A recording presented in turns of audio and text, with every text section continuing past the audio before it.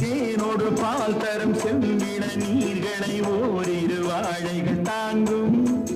தேவதை போல் எழுந்தே விட நீ வர நாடும் என் மனம் ஏங்கும் இன்பமே முந்தன் பேர் பெண்மையும்